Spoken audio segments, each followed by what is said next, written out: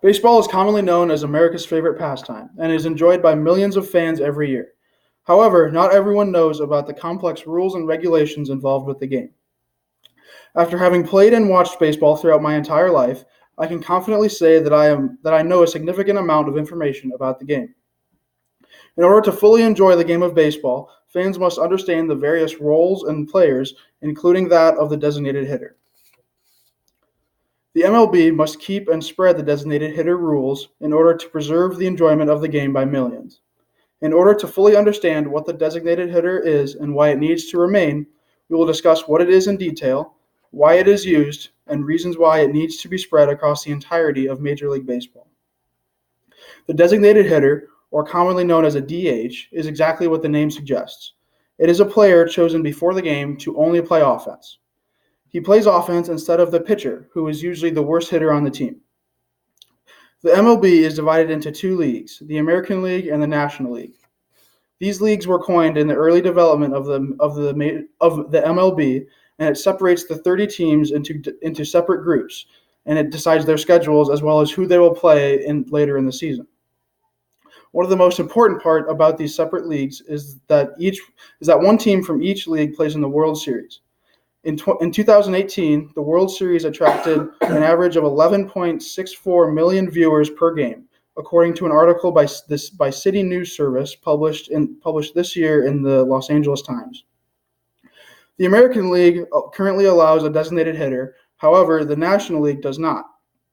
The rule was adopted by the American League in 1973 in order to increase ticket sales, per an article on MLB.com. The first player to ever officially bat in a designated hitter position was Larry Heisel in March of 1973, as cited in an article by Chris Landers in 2016, also on MLB.com. However, this rule was never adopted by the National League, and due to these rule differences, it creates some interesting exceptions. If an American League team is for some reason playing a National League team in their home stadium, the American League still cannot use a designated hitter.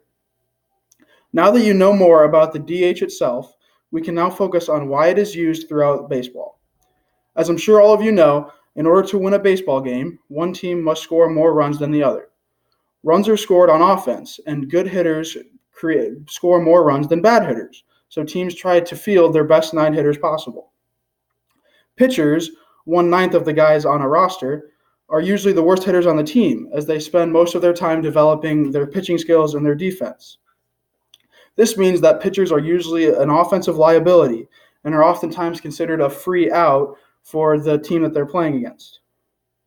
According to an article written by Jonah Curl, published this year on CBSSports.com, all the MLB pitchers had a combined batting average of 115. This means that over 88% of the time they got out when they had an at-bat.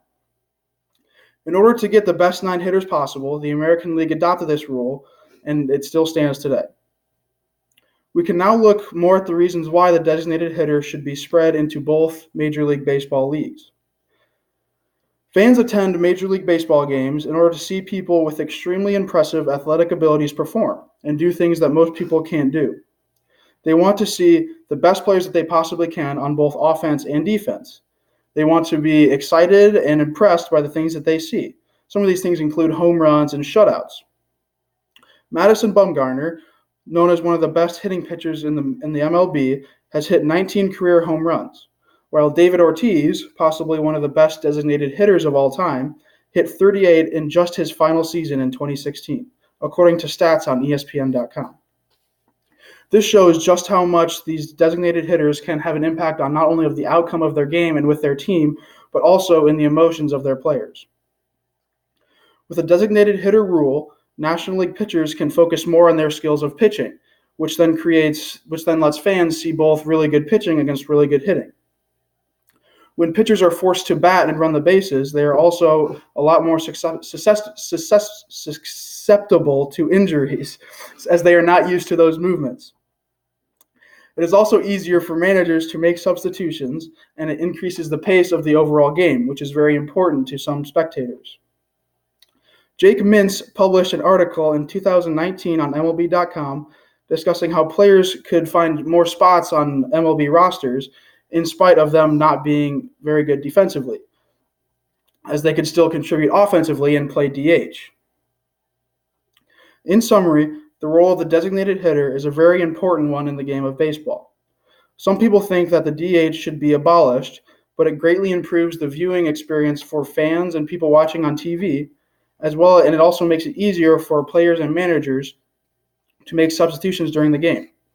It also improves the overall diversity of talent within an MLB roster.